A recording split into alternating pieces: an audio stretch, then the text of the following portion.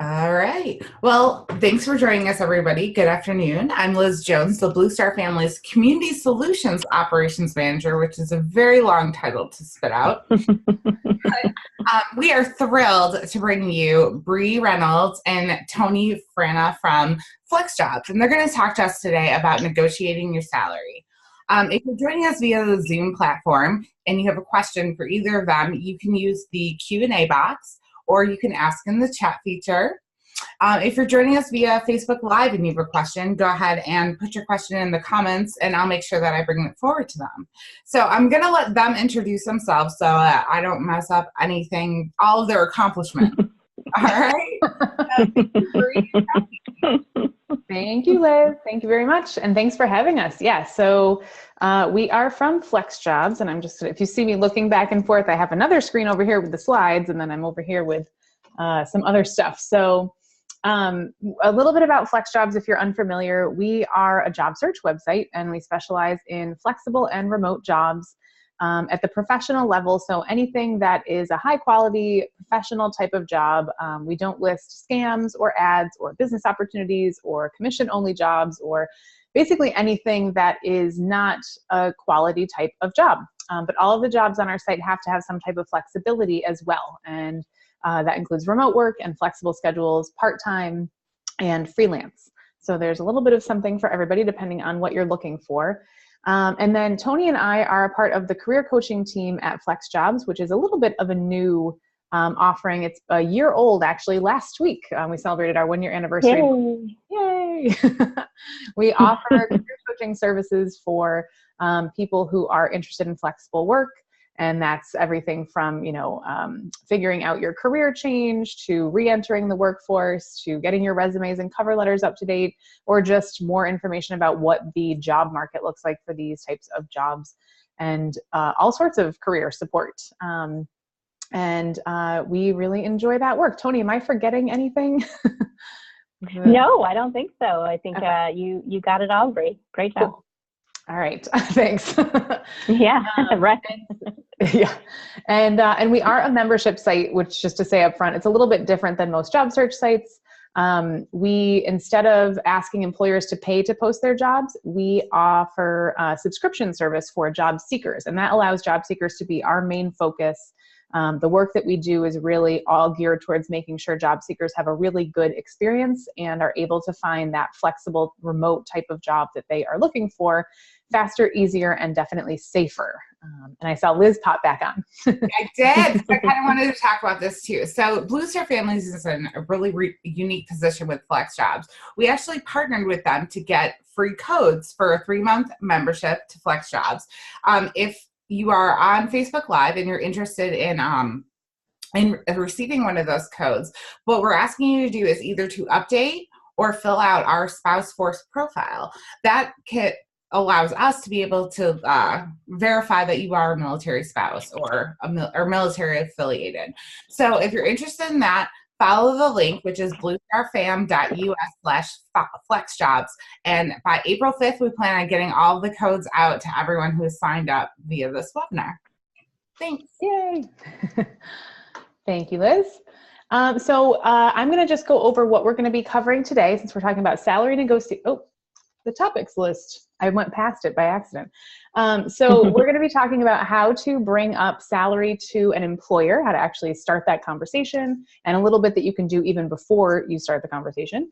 How to dodge employer questions about salary. Sometimes you get asked those questions really early in your job search process, and it's not a good time to start talking about that. So we'll talk about how you can move that conversation back a little bit.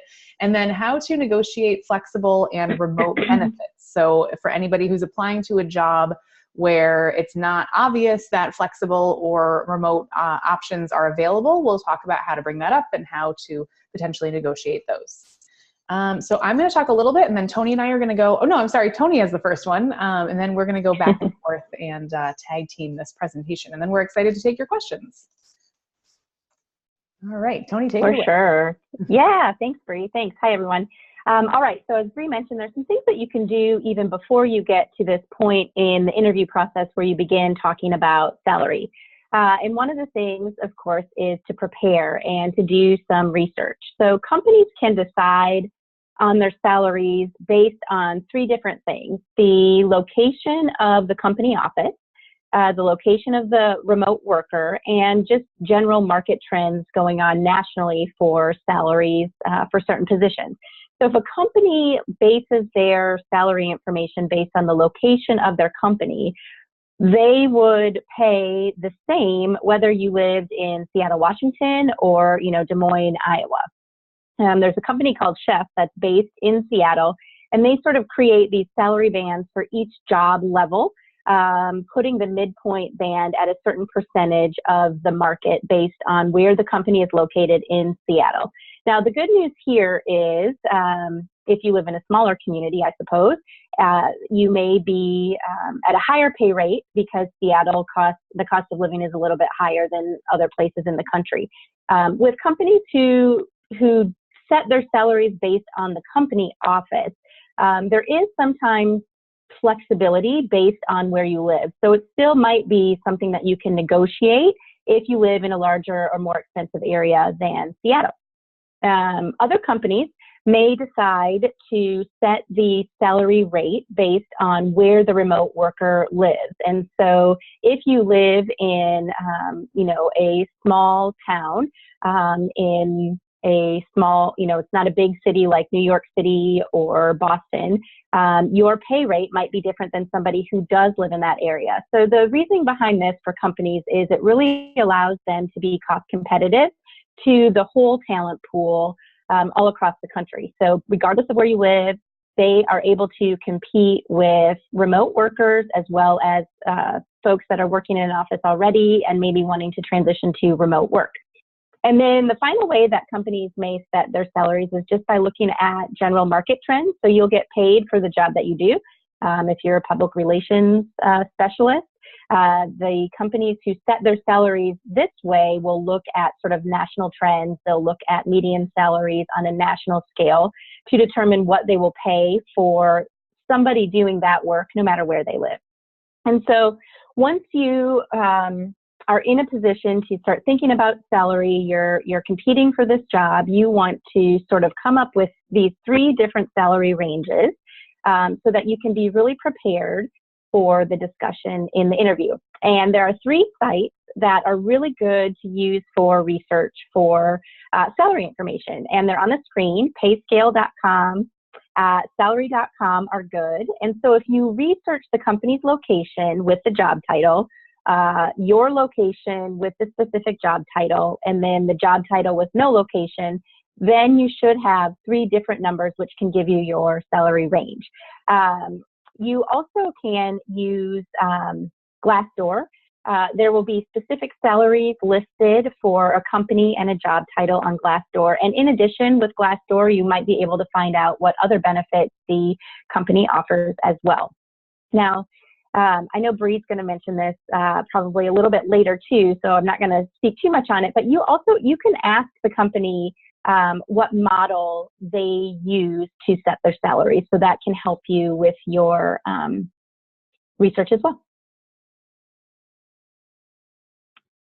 And then I think on the next slide, when do you bring this up to an employer? And there's a couple things to consider in your research, in your preparation. Is you really do want to be strategic when you ask about salaries in the interview stage.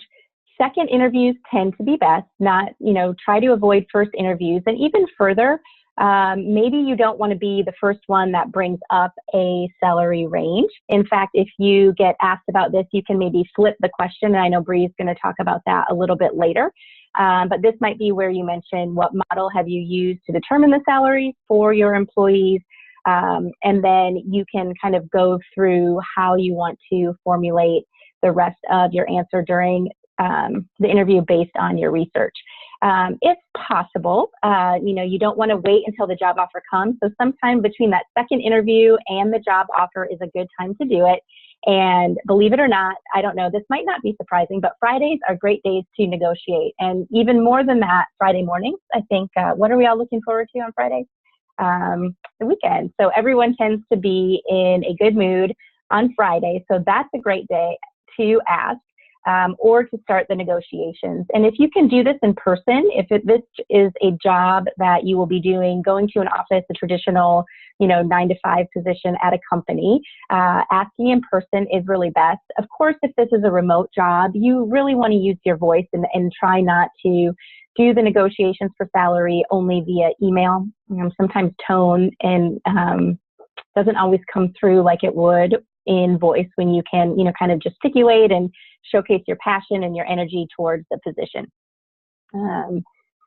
The other thing that you want to do as you are researching and bringing up salary to an employer is you really want to, know your worth. And this is part of the research too, believe it or not. And sometimes I think when we're in the job market, there's, nerves and adrenaline and all of these things going on through our mind. And we're thinking about this job would be such a great job to have, but we also want to think about what value we provide to the organization. So knowing your worth, thinking about the core values that you have, the successes and the experiences that you've had professionally or volunteering or just outside of work that can contribute to the organization.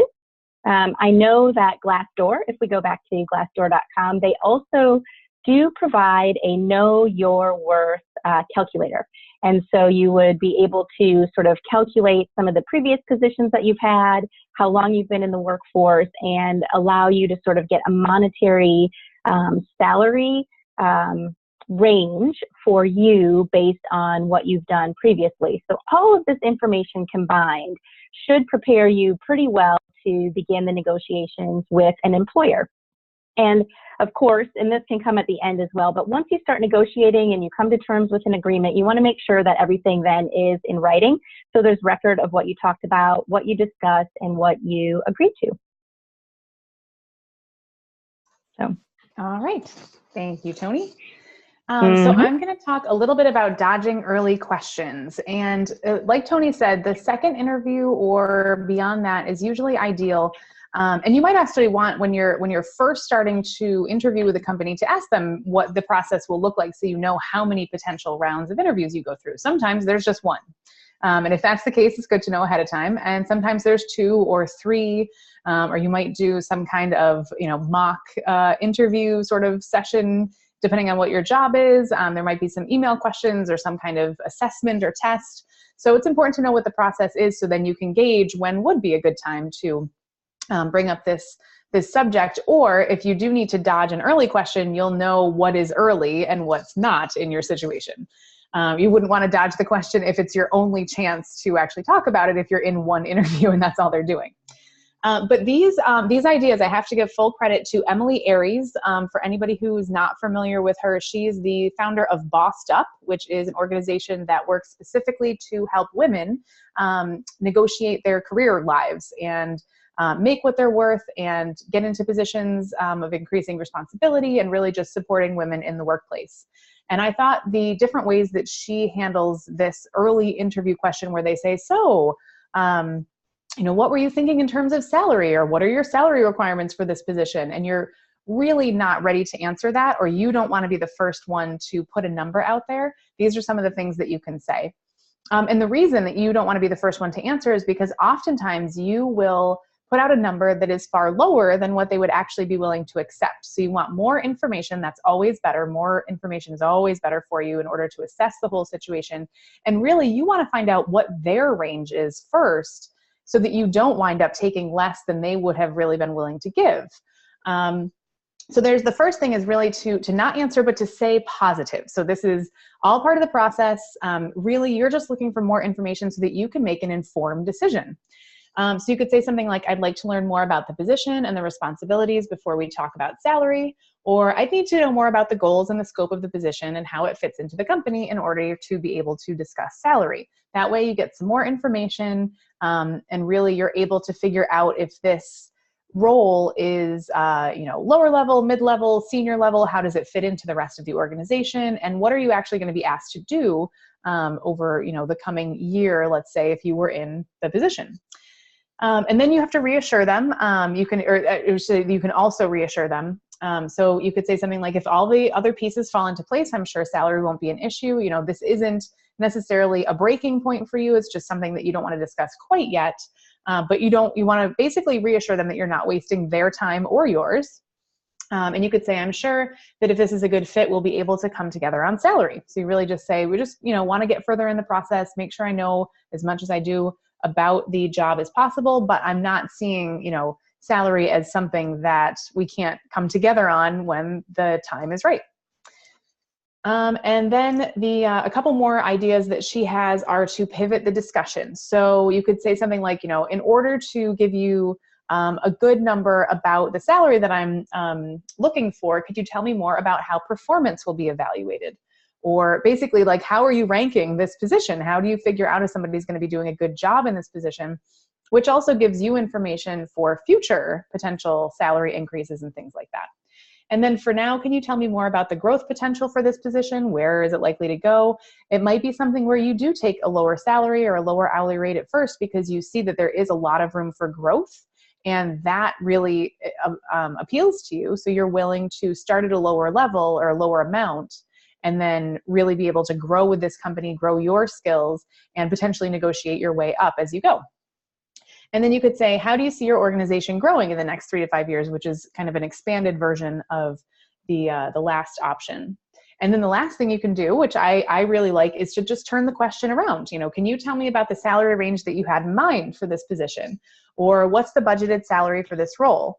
One of the things that I wanted to point out is that for a lot of people, moms and dads and anybody who are returning to work after some time away, this might be the way to go, and that's your reasoning for it. I have been away from the workforce for a while. What's your intended salary range for this type of role?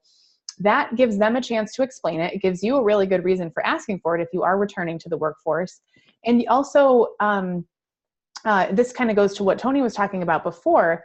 You don't necessarily want to give them your range because it might be based on your previous experiences, which maybe you weren't being paid what you should have been paid in those positions, or maybe you've been out for a little while and now the salary range that you can expect is very different. Maybe it's gone up a ways. And if you're basing it on previous experience from a while ago, you might not be in the same range. You might be leaving some money on the table. So I really like the idea of saying, well, I would love for you to tell me a little bit about what salary range you had in mind for the position.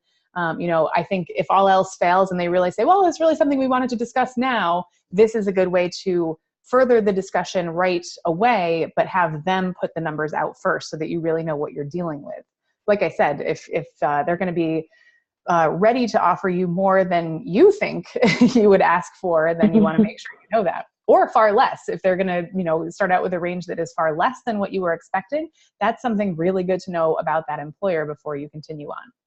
So those are a few different ways. And what I can do too, Liz, is make these slides. I can send you these slides so that you can make them available for the audience. So they'll have these phrases, because I like a script. I'm sure other people do too, especially for a conversation like this. Yeah. It's a little stressful. So those are just some of the things that you can talk about when you are trying to not answer the question that the employer is asking. Yeah, thanks, Bree. And Liz, this will be good too to share the slides for the examples of verbiage and things that you can say, how do you ask for more? And we've got some examples here, but before we kind of go into them, anytime that we are coaching clients, Bree and I, we talk about interviews and how to prepare for an interview. You definitely want to write out some of the answers to, the most popular questions that may be asked. And you can approach a salary discussion in the same way.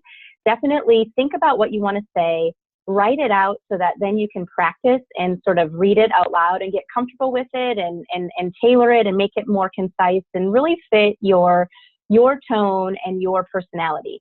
And a really great piece of advice, I think, for the interview process or asking for more negotiating benefits is confidence is really key. And if you've done your research and you know what value, your worth, what value you'll be able to provide to the organization, that confidence and, passion toward what you can provide the organization will come through and make a really compelling case for yourself in terms of your negotiation. So the worst case that happens when you negotiate your salary is there's no room and they say no. That's the worst case. Best case is, of course, you get what you want salary-wise, and even maybe more benefits than, kind of had been presented initially. So we have a couple examples from various people in the industry, and this first one is from Rebecca Healy, and the first two actually kind of just go through those now.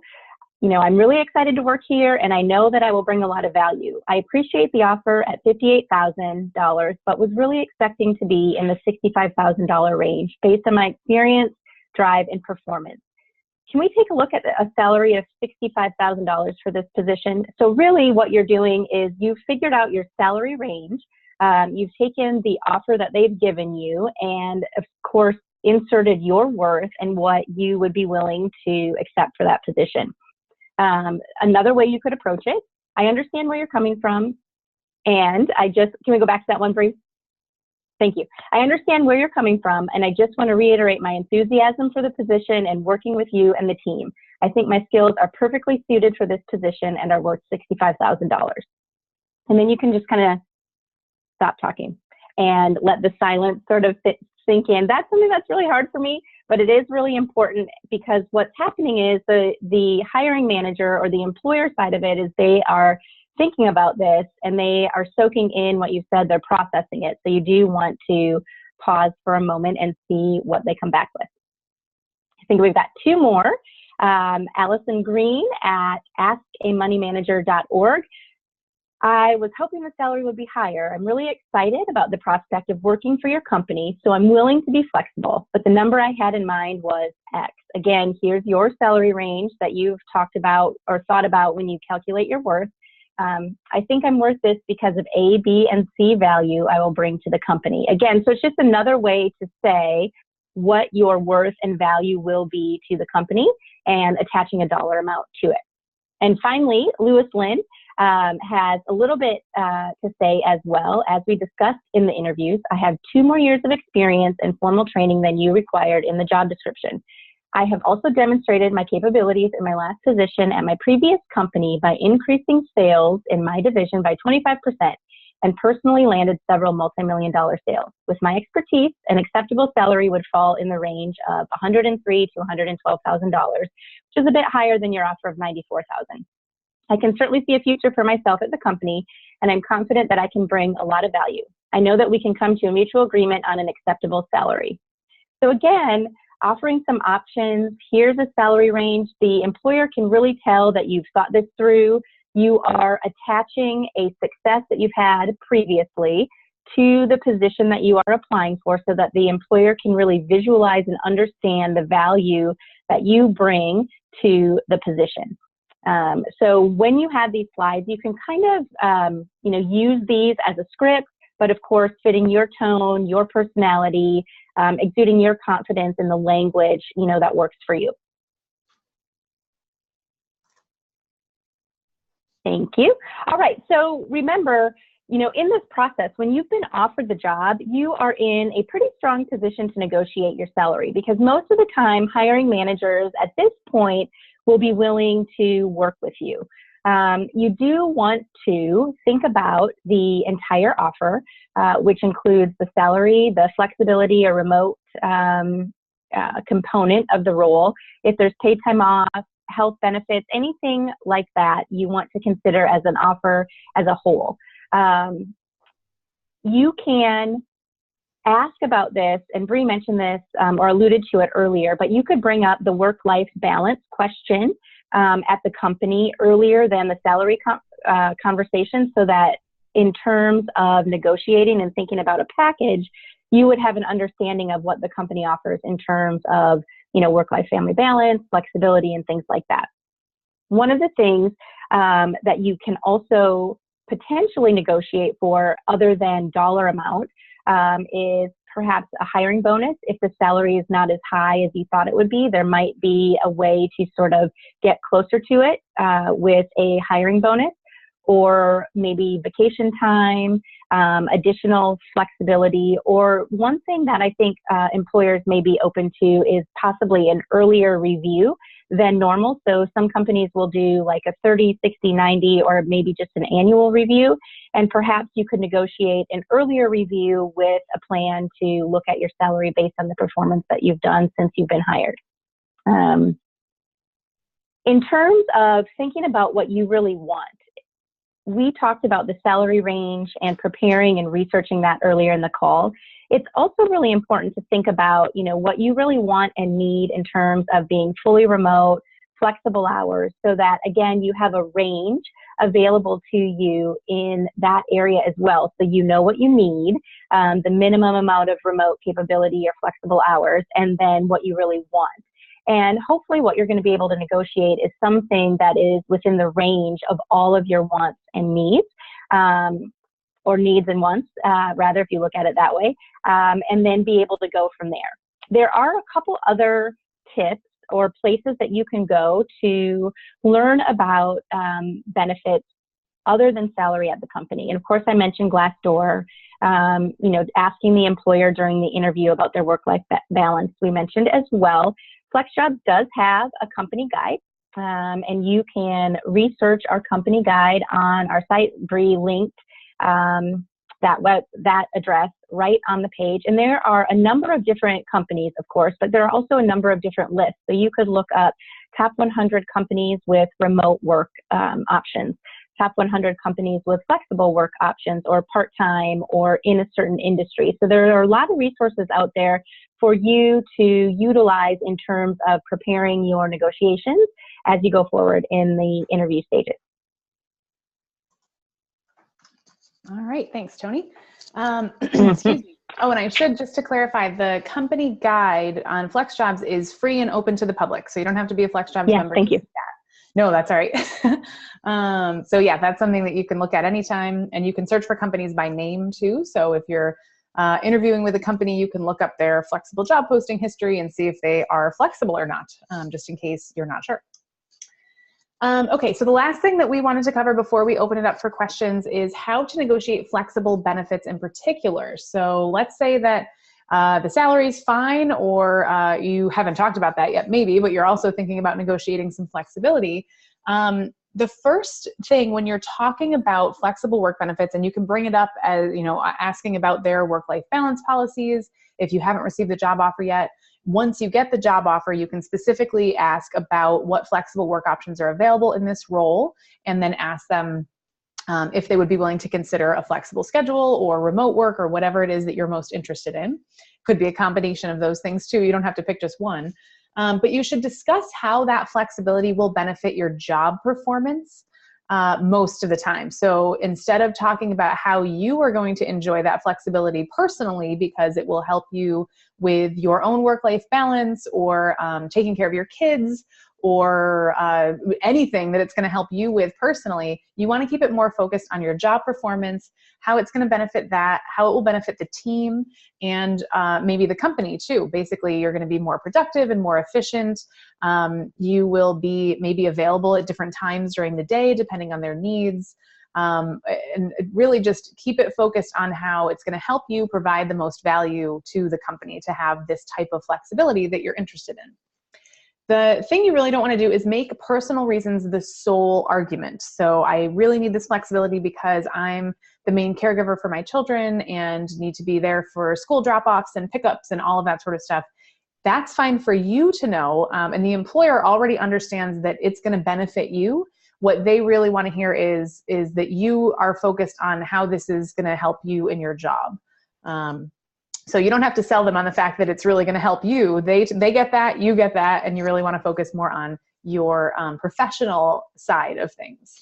And then what you could do, if they're a little bit hesitant, is to offer a trial run. So you would say, you know what, and this is something that you could negotiate as well. After maybe the first month or two of employment, when I'm trained up and kind of working pretty independently, and you feel like I'm doing the right things, could we talk then? Could we revisit this flexible schedule? Or could we trial run a flexible schedule or remote work or whatever it might be? And here's what that would look like. And you can detail how long you think that trial might be. I always recommend 4 to 6 weeks, a decent amount of time to really show them how you'd be able to work this way and to prove yourself.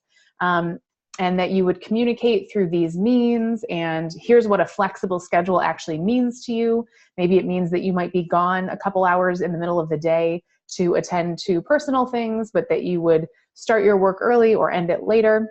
Or maybe it means that you would work a shorter shift during the day, but then pick up some hours at night to meet your full hours requirement.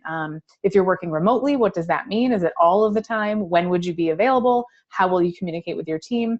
And really lay out some of the specifics there so that they understand, they'll be able to visualize what this will look like for them when you're actually doing this trial run.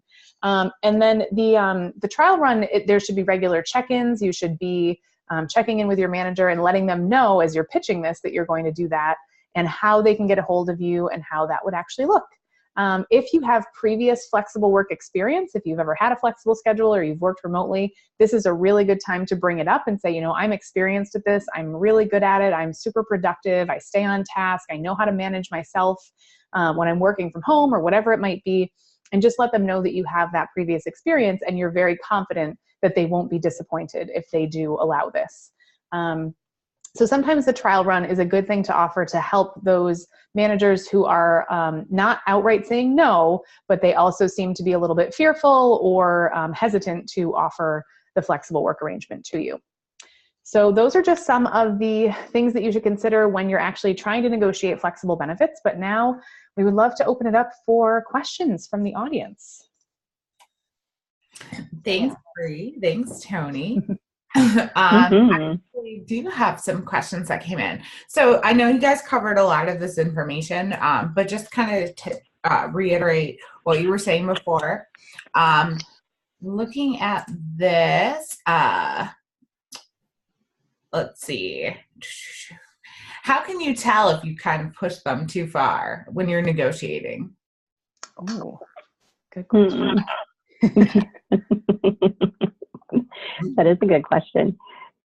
I think part of it is in like the tone of voice, the body language, that sort of stuff, which actually, to bring up body language, it's probably good if you are applying for a remote position, if you can have a video chat at least, you get to have some of that extra body language. So you might even request, oh, could we do this interview on video chat? I would love to be able to see you and interact that way and see what they think. Because not everybody's going to do a video chat for a remote job interview. So it's important to see if that's possible. But I would pay attention to, the tone of voice, how much they're hesitating when they're responding to you. If they sound like they are not trying to say no, but they're really hesitant to say, oh yeah, we can work with you, or that's, not far off from our range, or basically that they're not trying to find some kind of middle ground with you. I think those are all red flags that you may be pushing a little bit too far, and just say, you know what, okay, we can work on that later, but let's talk more about this specific aspect of the role, or who would I be reporting to, and kind of channel the conversation somewhere else for that time. Tony, do you have ideas? Yeah. The only thing I would add, I think that's great. I think when you are negotiating and as you're mentioning what you thought the salary would be or what you would like it to be, that phrase where you say, I'm sure we can come to a mutual agreement on terms, can really sort of help mitigate that pushing too far, because you're not saying to them, I will only work for this dollar amount and nothing less. What you're saying is, I'm sure that you're still willing to negotiate. And so as long as you're still willing to negotiate, or that's clear, if you are still willing, of course, then I think that hopefully should help mitigate the pushback, provided you've done your research and everything is reasonably requested. Okay. That kind of goes to the thing where you guys were talking about, video chats, like, what's best? What's industry standard? Is it video chats? Is it phone calls? Is it email? I think for remote jobs, at least, most of the interviews are done over phone, which is sometimes surprising, that with a remote job, you just kind of assume everything's on video, but most of the time it's phone. So it might be a good thing to ask for video in that case. And sometimes they will have you come meet face-to-face, depending on how far away you are and all of that sort of stuff, if they have somebody local to you, or sometimes in rare cases, they will pay for you to come out and interview in person. But most of the time I would think phone chat's probably the common thing. Okay. That's good to know, because I didn't even think about that, to be honest with you. Yeah. I would even think about. Should you always negotiate? Or, if there's something that comes along that's like, oh, well, this is good enough. Oh, no answers. Yeah, so I mean, so what's the worst thing that could happen, right? Is that they will say no. I think sometimes in terms of negotiating, it shows an employer that you are, driven, you're taking initiative, you've done some additional research, you know your worth, and you know what value you're going to provide the organization. So I don't know that it hurts to negotiate. I know sometimes, and I've been in, positions before where if you just need a job and you want to take the job, and, anything is better than nothing.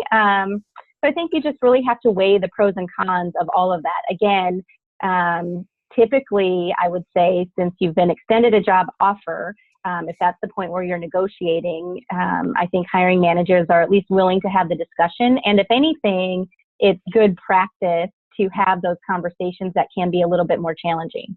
And, I'm always up for a good, self-challenge. And so that would be my answer. I don't know, Bree, if you go a different way on that one. No, I think it's the same thing. And I think part of the reason that I hesitated is because it's like the coach thing is like, yes, definitely always negotiate. The worst that they're going to do is say no. And Right. I'm also someone who hasn't always negotiated in the past. So Right. I sit on both Right. sides. Sometimes I have felt like, yes, I'm going to negotiate and I'm going to ask for this and I'm going to go for it. And then sometimes I have been in that position where you're like, great, yes, this job, like, thank you for offering me a job with a salary. I'll take it. And it really depends on how you're feeling. I would say definitely always keep in mind that it's just a question. It's just a conversation. If you have the job offer already, they're not going to rescind the job offer unless you ask for some outlandishly off the wall thing. So if you're asking for a salary range that you can back up with evidence, that is not, 3 times the amount that this employer is willing to pay, if they offer you one thing and you're asking for a little bit more, that's not a bad thing. So they're not going to rescind the job offer if you ask. And if anything, I totally agree with Tony that it shows them that you're willing to have those difficult conversations. And it also shows you how they respond in a difficult conversation type of situation. Are they willing to talk with you through it? Even if the answer is no, what kind of reasoning do they provide? Does it seem sound? Does it seem supportive? Does it feel like the kind of place that you really ultimately want to plant your professional flag and have a relationship with these people in the long term? Mm-hmm. So yes, I would always say, I can hear my mom even saying, like, just go for it. The worst they can do is say no. And I think that's absolutely the right call. And just know that we will not be judging you also if you decide that this one time you're not going to do it. And you can always, ask. The performance review thing, I think, is such a key piece of it. You could ask for an earlier review. I think sometimes that's more comfortable. You feel like you want to prove yourself and have something to show for it. So that's another option. Absolutely. But then you got to make yourself stick to it. Once that performance review comes around, you want to make sure that you're having it work out. So yeah, it's really one of those questions you have to answer for yourself in your own situation. But from Tony and I's perspective, I would say go for it, and we'll be rooting for you, but we won't judge you at the same time if you decide not to. That's right. That's right. This is a really interesting question that just came in, as far as when you get an offer letter, like, in your professional opinion, how firm do you think firm is when it's a firm offer? That's a good one. Sometimes they do say firm, yes. Honestly, I think that's a good question to go back to the employer and potentially ask, how firm is this offer? Even if it's just asking the question. Yep. They can always say it is a firm offer and let you really know that it is 100% firm. Sometimes they say firm offer because they're just trying to avoid that conversation, and hopefully you'll take it. So I would ask, how firm? How firm are we talking here? Yep. Absolutely. And kind of piggybacking off of that, and I know you guys talked about this too, also in this with the slides, as far as like negotiating for other things. Like if they can't budge on money, what are some other things that you can negotiate for? Yeah, so as Bree mentioned, the earlier performance review is something to consider. You could talk about vacation time, maybe a hiring bonus. Again, that's kind of a monetary thing if you're talking about a hiring bonus. So that might also be off the table if the salary needle doesn't move. Flexible schedule, possibly working from home one day or more frequently than is already being offered in the position. If when you're doing your research on the organization or looking up Glassdoor or the FlexJobs, the company page to see what other benefits they offer, there might be some unique ones that are unique to a certain company, like some companies have daycare on site, which wouldn't apply to a remote job, of course. But some of those unique benefits that maybe aren't standard across all companies, those are some other things that you might be able to negotiate too, because then again, it shows that you've done research on the company and the other benefits that they offer and things that would be appealing to you. And sometimes companies have more room on those types of things than they do on the dollar amount.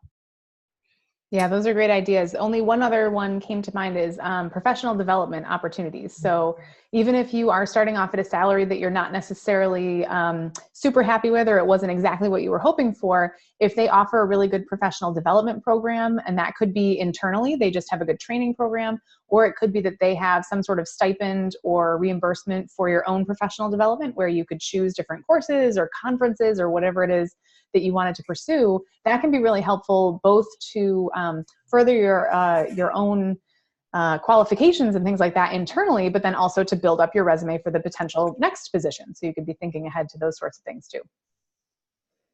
Thanks. So that looks like all the questions. If you have any more questions, please use either the question and answer box or the chat feature or Facebook Live comments. And we'll make sure that Tony and Bree actually can get to them or answer them. 1 second, sorry. All right. So, well, that looks like it's it, guys. Thanks. Cool. All right. Yeah. Thanks for having us. No problem. I wanted to thank you guys, obviously, for coming on, but also I wanted to talk a little bit about the free 3-month code. The link is located in the comments for Facebook Live. It's located in the chat feature over here. If you're joining us via Zoom, go to bluestarfam.us/flexjobs. Go in and click that button, update your spouse first portfolio, and we'll go ahead and email you that code. What's the best way to get a hold of you guys?